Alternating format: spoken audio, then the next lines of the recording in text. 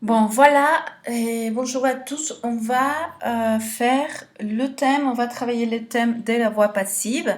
C'est un thème qui correspond à votre livre Entre nous trois, un niveau intermédiaire, et qui est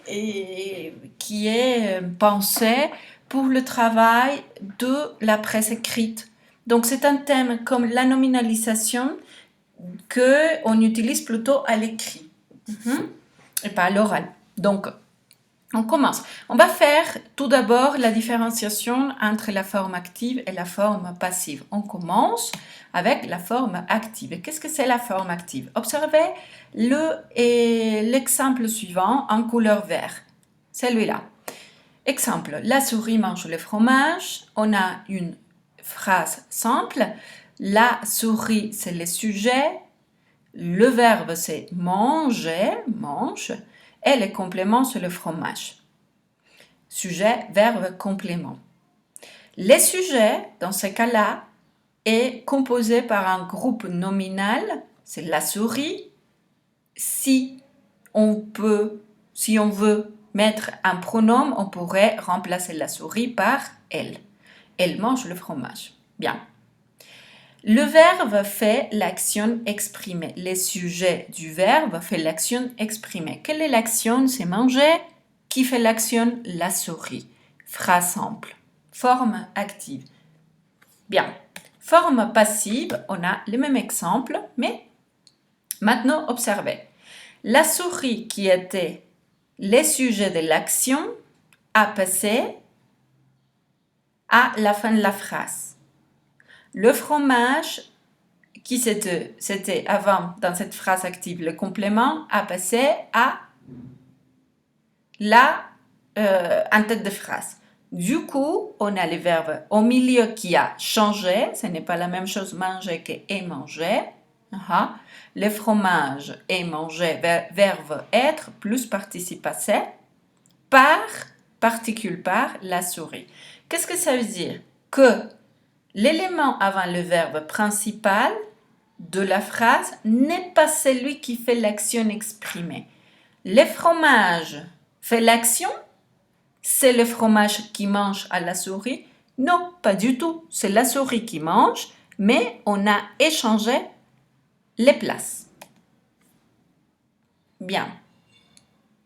Dans votre livre, vous avez cette page et dans cette page, vous avez différentes phrases en couleur jaune. Et ces phrases, je les ai écrites dans la page suivante. Mais avant de continuer, je vous dis rapidement les contextes. Les contextes, c'est un petit article qui traite le thème de piège par un journal. Prise au piège par un journal, piège en espagnol, ça veut dire trampa. Donc, engañados por un journal, c'est une possible traduction. La mode des infos, info, c'est un jeu de mots.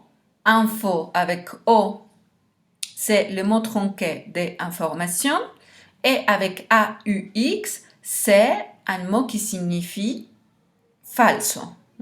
Donc, c'est un jeu de mots, information, info, information false. Bon, voilà. Ces petites phrases en couleur jaune, on va les voir ici. Ce sont les phrases. Alors, attention. Première phrase de votre texte. L'internaute est trompé par leur apparence.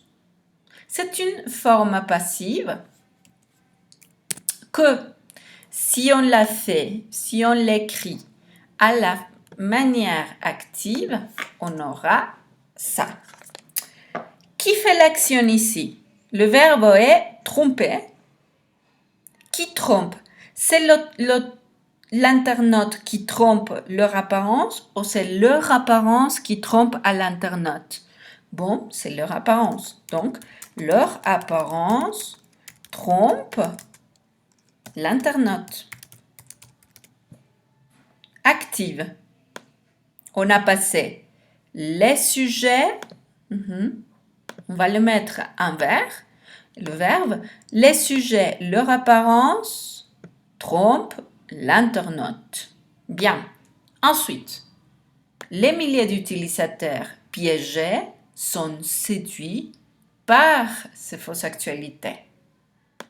C'est qui le sujet, si vous voulez, on a le verbe ici en rouge, séduit. Qui séduit ici? Qui est le sujet de ce verbe?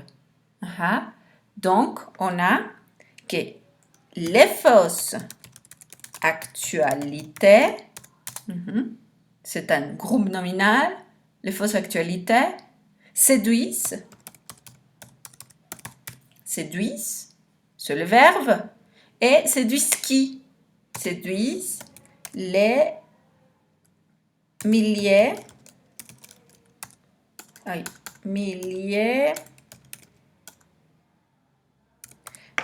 d'utilisateurs. Voilà. Les fausses actualités, c'est le sujet, le verbe séduisent les milliers d'utilisateurs. Les articles sont écrits par des animateurs. Alors, le verbe sont écrits. Qui écrit ici? Voilà, des animateurs. Il s'écrit quoi? Les articles. Donc, les animateurs écrivent les articles. Le verbe, sujet, verbe, complément.